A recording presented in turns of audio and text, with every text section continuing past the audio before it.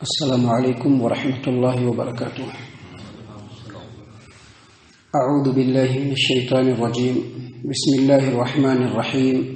ولا تؤتوا السفهاء اموالکم التي جعل الله لكم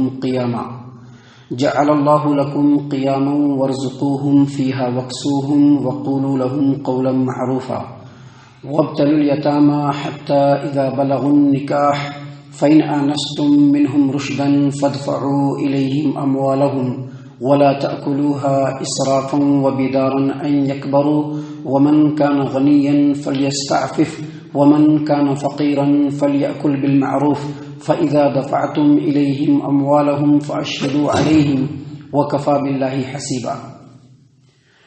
معزز سامعین کرام، سورہ آل عمران سورہ نمبر 3 اور اسی صورت سے ابھی آپ کے سامنے آیت نمبر 5 آیت نمبر 6 تلاوت کی گئی۔ سامعین کرام، اللہ تبارک و تعالی نے فرمایا وَلَا تُؤْتُوا السُّفَهَاءَ أَمْوَالَكُمُ الَّتِي جَعَلَ اللَّهُ لَكُمْ قِيَامًا، اپنے مالوں کو نادانوں کے حوالے مت کرو، کیونکہ اس مال کو اللہ تبارک و تعالی نے زندگی گزارنے کا ذریعہ بنایا ہے۔ وَلَا تُؤْتُوا السُّفَهَاءَ أَمْوَالَكُمْ، اپنے مالوں کو نادانوں کے سپرد نہ کرو، ان مالوں کو التی جعل اللہ لکم قیاما، کہ جن مالوں کو اللہ تبارک و تعالیٰ نے تمہارے لیے گزر بسر کا ذریعہ بنایا ہے۔ محترم سامعین کرام، آیت کریمہ کے اس پہلے حصے میں اللہ تبارک و تعالیٰ نے جو فرمایا کہ اپنے مالوں کو نادانوں کے حوالے نہ کرو، اس کا مطلب یہ ہے کہ نادان سے مراد چھوٹے بچے جو یتیم ہوتے ہیں۔ پہلا معنی یہ لیا جائے گا کہ جو یتیم چھوٹے بچے ہوتے ہیں، جن کے مال کی ذمہ داری کسی کے سر پہ ہوتی ہے، اس مال کو ان کے حوالے نہیں کرنا ہے، کیونکہ اس مال کو زندگی گزارنے کا، گزر بسر کرنے کا ذریعہ بنایا گیا ہے۔ اس کا معنی اور مفہوم اس کے علاوہ بھی ہے، یعنی صرف وہ یتیم بچے ہی جو چھوٹے نہیں، صرف وہی نہیں، بلکہ اگر کوئی بڑا آدمی بھی ہے، بے وقوف ہے، ایب نارمل ہے، مجنون ہے، دیوانہ ہے، اور مال اسی کا ہے، تو اس کے بھی حوالے نہیں کرنا ہے، کیونکہ اسی مال سے اس کی زندگی چل رہی ہے، اسی مال سے اس کا گزر بسر ہو رہا ہے۔ اگر کوئی بڑا بھائی ہے اور اس کا ایک چھوٹا بھائی ہے اور مال چھوٹے بھائی کا ہے، لیکن وہ چھوٹا بھائی بے وقوف ہے، نادان ہے، مال کو سنبھال نہیں سکتا ہے، یا مجنون ہے، دیوانہ ہے، پاگل ہے، وہ مال کو ٹھیک سے رکھ نہیں سکتا ہے، تو اللہ تبارک و تعالیٰ نے کہا کہ اس کے سپرد نہیں کرنا ہے۔ اسی طرح سے بڑا بھائی نادان ہے، بڑا بھائی بے وقوف ہے اور چھوٹا بھائی عقل مند ہے، تو چھوٹا بھائی بھی اس کے مال کو اس کے ذمہ میں نہیں لگائے گا، اور اس کی وجہ بس یہی کہ اللہ نے فرمایا جعل اللہ لکم قیاما، مال کو زندگی گزارنے کا ذریعہ اللہ نے بنایا ہے۔ مال رہے گا تو بھیک منگی نہیں ہوگی، مال رہے گا تو لوگوں کے سامنے ہاتھ نہیں پھیلانا پڑے گا، کیونکہ وہ زندگی گزارنے کا ذریعہ ہے۔ اور اگر نادانوں کے حوالے کر دیا جائے گا، بے وقوفوں کے حوالے کر دیا جائے گا، مجنون اور دیوانوں کے حوالے کر دیا جائے گا، تو وہ اس کو فضول خرچی میں اڑا دے گا، بیکار کے کاموں میں اڑا دے گا، گناہ کے کاموں میں اڑا دے گا۔ ایک جو مال ہے جس سے لوگوں کی زندگی بن سکتی ہے، اس مال کو وہ اجاڑ دے گا۔ اور کسی کا بھی مال ہوتا ہے نا، مال کے اوپر جو حق ہوتا ہے وہ بالکل محدود نہیں ہوتا ہے، بلکہ بڑا غیر محدود ہے۔ اس مال سے سماج و معاشرے پر برا اثر بھی نہیں پڑنا چاہیے۔ لہذا اگر کوئی ایسا پرسن ہے، ایسا فرد ہے، ایسا آدمی ہے جو مال کو سنبھال نہیں سکتا ہے، مال کو ضائع کرے گا، گناہ کے کاموں میں خرچ کرے گا، فضول خرچی کے کاموں میں خرچ کرے گا، تو شریعت نے یہ حق دیا ہے کہ مال کا جو اختیار ہے اس سے چھین لیا جائے۔ اور اس پر اختیار کس کا ہوگا؟ اس کے کسی سرپرست کا ہوگا، کسی بڑے کا ہوگا، کسی ذمہ دار کا ہوگا، اگر چھوٹا ہے تو بھی، یا نہیں تو جو علاقے کے ذمہ داران ہیں ان کی ذمہ داری ہوگی، یا نہیں تو حکومت کی ذمہ داری ہوگی کہ اس مال کو اپنے انڈر میں کر لے۔ اور اس کے بعد اللہ تبارک و تعالیٰ نے فرمایا وَارْزُقُوهُمْ فِيهَا وَاكْسُوهُمْ، اور اسی مال سے اس کو دیا جائے، کھانا پینا دیا جائے، اس کا پوشاک دیا جائے، علاج و معالجہ کی ضرورت ہے تو اسی سے علاج کرایا جائے، اسی سے اس کو کپڑا دیا جائے۔ وَارْزُقُوهُمْ فِيهَا وَاكْسُوهُمْ، اسی مال سے ان کو کھلاؤ پلاؤ، ان کو پہناؤ۔ وَقُولُوا لَهُمْ قَوْلًا مَعْرُوفًا، اور چونکہ مال اس کا ہے تو اس کے ساتھ حسن سلوک کرو، اچھا معاملہ کرو۔ اتنی باتیں بیان کرنے کے بعد اللہ تبارک و تعالیٰ نے اصل مسئلے کی طرف اگلی آیت کریمہ میں، یعنی آیت نمبر 6 میں اللہ تبارک و تعالیٰ نے اصل مسئلے کو بتلایا ہے۔ فرمایا اللہ تبارک و تعالیٰ نے کہ وابتلوا الیتامی حتی اذا بلغوا النکاح. اب چونکہ یتیم بچے نادان ہوتے ہیں چھوٹے، اگر ان کے حوالے کر دیا گیا تو مال کو ادھر ادھر کر کے وہ برباد کر دیں گے. اللہ تبارک و تعالیٰ نے فرمایا وابتلوا الیتامی حتی اذا بلغوا النکاح، یتیموں کو آزماتے رہو. کب تک؟ جب تک کہ وہ بڑے نہ ہو جائیں. بڑے ہو جائیں تو ان کو آزماؤ. جب وہ بڑے ہو جائیں، بالغ ہو جائیں، تو ان کو آزماؤ کہ وہ مال رکھنے کے لائق ہے یا نہیں. اور آگے فرمایا فَإِنْ آنَسْتُم مِّنْهُمْ رُشْدًا فَادْفَعُوا إِلَيْهِمْ أَمْوَالَهُمْ. جب تم کو یہ پتہ چل جائے کہ وہ مال کو سنبھالنے کی اہلیت رکھ رہا ہے، جب تم کو پتہ چل جائے کہ وہ مال کو سنبھال سکتا ہے، تو پھر مال کو اس کے حوالے کر دو. آیت کریمہ کے اس ٹکڑے میں دو شرط بتلائی گئی، دو شرط بتلائی گئی. پہلی شرط یہ بتلائی گئی کہ کوئی بھی نادان کو مال کب سپرد کیا جائے گا. پہلی شرط یہ کہ وہ بالغ ہو جائے. اور دوسری شرط کیا ہے؟ اس کے اندر مال کو سنبھالنے کی اہلیت اور صلاحیت ہو جائے. بالغ ہونا بھی شرط ہے اور مال کو سنبھالنے کی اہلیت اور صلاحیت کا ہونا بھی شرط ہے یہ. اور مال کی اہلیت کو مال کو سنبھالنے کی جو اہلیت ہے وہ کیسے اندازہ لگے گا؟ بہت معمولی چیزوں سے. اس کو واچ کرتے رہیں، اس کو دیکھتے رہیں کہ مال کو کیسے خرچ کر رہا ہے. کوئی چیز خریدنے جا رہا ہے تو کیسے خرید رہا ہے، کتنی ضرورت ہے اتنا ہی خرچ کر رہا ہے یا ضرورت سے زیادہ خرچ کر رہا ہے. ادھر ادھر فالتو چیزوں میں تو خرچ نہیں کر رہا ہے. وہ دیکھتے رہیں، سمجھتے رہیں، اور جب آپ کو لگے کہ وہ اہلیت والا ہو گیا ہے تو مال اس کے سپرد کر دیا جائے. اور دوسری شرط جو بتائی گئی ہے کہ بالغ ہو جائیں، تو بالغ ہونے کے لیے کوئی عمر متعین نہیں ہے. مختلف علاقوں میں سرد گرم علاقہ ہے تو گرمی کے علاقوں میں جلدی لڑکے بچیاں بالغ ہو جاتی ہیں، سردی کے علاقوں میں ذرا دیر لگتا ہے. کھان پان پہ بھی، اب جیسے کہ ہمارے ملک میں ہی کچھ بچے جو ہے وہ ذرا دیر سے بالغ ہوتے ہیں، کچھ بچے جلدی بالغ ہو جاتے ہیں. وہ کھان پان پہ بھی ہوتا ہے.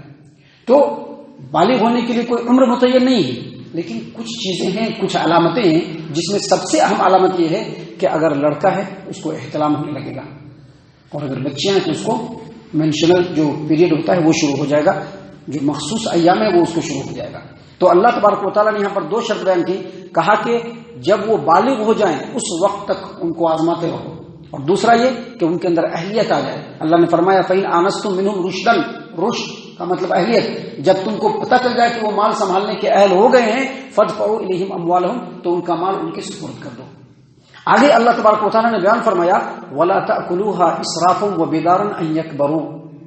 یتیم کا مال ہے، کسی نادان کا مال ہے، کسی بچے کا مال ہے جس کو کیئر ٹیکر بنایا گیا ہے، اس کو بتلایا جا رہا ہے کہ دیکھو تم کو تمہاری ذمہ داری میں دیا گیا ہے، تو تم اس کے مال کو حد سے بڑھ کر فضول خرچی میں یا جلدی کر کے خرچ نہیں کرو کہ بڑا ہو جائے گا تو اپنا مال مانگے گا. ایسا دیکھا جاتا ہے، آج کے ڈیٹ میں بھی دیکھا جاتا ہے. آج کے ڈیٹ میں بھی دیکھا جاتا ہے کہ اگر یتیم بچے ہیں، اب بھائی مر گیا ہے، یتیم بچے ہیں، یا بھتیجا مر گیا، اس کا چچا ہے، اور مال اس کے انڈر میں ہوتا ہے، تحویل میں ہوتا ہے، تو وہ کیا کرتے ہیں؟ جلدی خرچ کرتے ہیں، فضول خرچی میں بھی خرچ کرنے لگتے ہیں. ضرورت ہو تو خرچ کرتے ہی ہیں، لیکن ضرورت سے پہلے بھی خرچ کر دیتے ہیں. ضرورت سے پہلے بھی. اللہ تبارک و تعالیٰ نے کہا کہ ایسا نہ کرو، کیونکہ یہ صحیح نہیں ہے. یتیم کے مال کو جلدی اور جو ہے فضول خرچی کے ساتھ خرچ کرنا کہ وہ بڑا ہو کر کے مانگے گا، اللہ نے کہا کہ ایسا مت کرو. اور آگے مزید اللہ تبارک و تعالیٰ نے تعلیم دیا کہ وَمَنْ كَانَ غَنِيًّا فَلْيَسْتَعْفِفْ وَمَنْ كَانَ فَقِيرًا فَلْيَأْكُلْ بِالْمَعْرُوفِ. اب ایک آدمی ہے جس کو کسی یتیم بچے کا یا کسی نادان بچے کا اس کے مال کا کیئر ٹیکر اس کو بنایا گیا کہ یہ مال جب تک آپ کو سنبھالنا ہے، جب تک بچہ بالغ نہیں ہو جائے. تو اللہ نے فرمایا کہ وَمَنْ كَانَ غَنِيًّا فَلْيَسْتَعْفِفْ. اگر کیئر ٹیکر، اگر دیکھ ریکھ کرنے والا، اگر سرپرست خود اس کا اپنا مال ہے، وہ مالدار ہے، تو اس کے مال میں خرچ نہیں کرنا ہے. اس کو بالکل جائز نہیں کہ اس کے مال میں سے لے. صرف آپ ایک امین ہیں، ایک ذمہ دار ہیں، امانت دار ہیں، آپ کو صرف دیکھ ریکھ کرنا ہے، اس کی ضرورتوں میں خرچ کرنا ہے، اس کی ضرورتوں میں صرف خرچ کرنا ہے، ایسے ہی چپکے نہیں رکھنا ہے. اور اللہ نے مزید آگے فرمایا کہ وَمَنْ كَانَ فَقِيرًا فَلْيَأْكُلْ بِالْمَعْرُوفِ. لیکن ایک ذمہ دار بنایا گیا ہے کسی کو. اب یتیم کا مال ہے، ایسے ہی چپکے رکھا رہے گا تو ختم ہو جائے گا. یتیم کے مال پر بھی زکوٰۃ ہوتا ہے اگر زکوٰۃ کے نصاب کو پہنچ گیا ہے. عمر بن خطاب رضی اللہ عنہ فرمایا کرتے تھے کہ دیکھو جو یتیم کا مال ہے کسی کی ذمہ داری میں، اس کو تجارت پر لگاؤ. کیوں تجارت پر لگاؤ؟ کہ وہ تجارت میں جائے گا تو اس سے جو ہے اس کی مال میں بڑھوتری ہوگی. اگر تجارت پر نہیں لگاؤ گے تو اس زکوٰۃ ہی اس کے پورے مال کو کھا جائے گا. اب ہر سال زکوٰۃ نکالنا ہے, بچے پر بھی خرچ ہو رہا ہے, دھیرے دھیرے مال ختم ہو جائے. تو کہا کہ اس کو تجارت پہ لگا دو. تو یہاں پر یہ بتلایا گیا ہے کہ چونکہ اگر مال کی دیکھ ریکھ کرنے والا خود اسٹیبلشڈ ہے, خود مالدار ہے, اس کے پاس خود اپنا پیسہ کوڑی ہے, تو اس کو اس میں سے نہیں لینا ہے, جائز نہیں اس سے لینا. لیکن اگر وہ خود غریب ہے, تنگ دست ہے, محتاج ہے, اور اس کے باوجود وہ اس کے مال کی دیکھ ریکھ کر رہا ہے, اس کو تجارت پر لگایا ہے, اس کا حساب کتاب رکھ رہا ہے, تو اللہ نے فرمایا ومن کان فقیرا فلیأکل بالمعروف, تو اس کو چاہیے کہ وہ اچھائی کے ساتھ اس میں سے ایک مال مقرر کر کے اپنے لیے بھی وظیفہ مقرر کر لے. ہر مہینے اتنا پیسہ لینا ہے, لیکن اتنا واجبی ہو کہ کوئی بھی آدمی دیکھے تو اس کو کہہ کہ واجب ہے. جو ہمارے فیور میں وہ بھی کہہ کے نہیں صحیح ہے, جو ہمارے فیور میں نہیں وہ بھی کہہ کے نہیں یہ صحیح ہے. اتنا واجبی رقم جو ہے طے کرنا ہے, اور طے کر کے لینا ہے, اور لوگوں کے سامنے لینا ہے, اعلانیہ لینا ہے. یہ نہیں کہ چھپا کر کے لینا ہے, بعد میں پتہ چلے کہ ارے 10 سال سے اس کے مال کی دیکھ ریکھ کر رہا تھا, ہر مہینے اتنا پیسہ لے رہا تھا, کسی کو کچھ پتہ نہیں ہے. تو لوگوں کو پتہ رہنا چاہیے, اور جو بھی لے اس کو کتاب پر لکھ لیا کرے کہ ہم ہر مہینے اتنا پیسہ لے رہے ہیں. اللہ نے فرمایا کہ ومن کان غنیا فلیستعفف, اگر مالدار ہے, بے نیاز ہے, تو اس کے مال میں سے نہ لے. لیکن اگر محتاج ہے, فقیر ہے, فلیأکل بالمعروف, تو اچھائی کے ساتھ دستور کے مطابق کھلے انداز میں وہ اس میں سے ایک مناسب رقم ہر مہینے لے سکتا ہے اپنے خرچ کے لیے. آگے فرمایا اللہ تبارک و تعالیٰ نے فَإِذَا دَفَعْتُمْ إِلَيْهِمْ أَمْوَالَهُمْ فَأَشْهِدُوا عَلَيْهِمْ وَكَفَى بِاللَّهِ حَسِيبًا, اور جب بچہ بالغ ہو جائے, جب بچہ بالغ ہو جائے تو اس کا مال اس کو سپرد کرنا ہے. لیکن سپرد کیسے کرنا ہے؟ اللہ نے فرمایا فَأَشْهِدُوا عَلَيْهِمْ, اس پر گواہ مقرر کر لینا ہے. 2 گواہ رکھ لینا ہے سامنے, 1-2 آدمی کو اور بٹھا لینا ہے, پورا کاغذ رہے سامنے, لکھ لے کہ آج ہم نے فلاں کا جو مال اپنے ذمے میں رکھا تھا, آج وہ مال ہم اس کو دے رہے ہیں. خود بھی سگنیچر کر لے, جس کو مال دے رہا ہے اس کو بھی, اس سے بھی سگنیچر کرا لے, گواہوں سے بھی سگنیچر کرا لے, جو لوگ بیٹھے ہیں ان سے بھی سگنیچر کرا لے. اللہ نے فرمایا فَأَشْهِدُوا عَلَيْهِمْ, اس کے اوپر گواہ مقرر کر لو. اور آگے فرمایا وَكَفَى بِاللَّهِ حَسِيبًا, حساب لینے کے لیے اللہ کافی ہے. کیا مطلب یہ کہ اگر آپ کو نگراں اور ذمہ دار بنایا گیا ہے تو آپ کو پوری ایمانداری اور امانت داری سے اس کا کام کرنا ہے. اگر نہیں کریں گے تو اللہ حساب لینے کے لیے کافی ہے. محترم سامعین کرام, ابھی آگے اور بھی باتیں ہیں جو اللہ تبارک و تعالیٰ نے سماج و معاشرے کی اصلاح کے لیے اصول کے طور پر اس صورت کریمہ کے اندر بیان فرمائے ہیں, جو انشاءاللہ کل اور کل کے بعد کے درسوں میں ہم آپ کی خدمت میں پیش کرنے والے ہیں. اللہ تبارک و تعالیٰ سے دعا ہے کہ اللہ تبارک و تعالیٰ ہم تمام کو ان تمام باتوں کے اوپر خوب غور و فکر اور تدبر کرنے کی توفیق عنایت فرمائے. آمین. اللہ تعالیٰ ہم تمام کو صحیح معنوں میں پکا سچا مومن مسلمان بنائے. اللہ اور اس کے رسول صلی اللہ علیہ وسلم کی اطاعت و فرما برداری کرنے والا بنائے. صحابہ کرام رضی اللہ عنہم کے طریقے پر چلنے والا بنائے. جنت الفردوس میں جگہ عطا فرمائے. اے اللہ ہم تمام کو جہنم سے پناہ دے. رب العالمین ہم تمام کو جہنم سے پناہ دے. اے مالک الملک ہم تمام کو جہنم سے پناہ دے. آمین یا رب العالمین. وما علینا الا البلاغ المبین.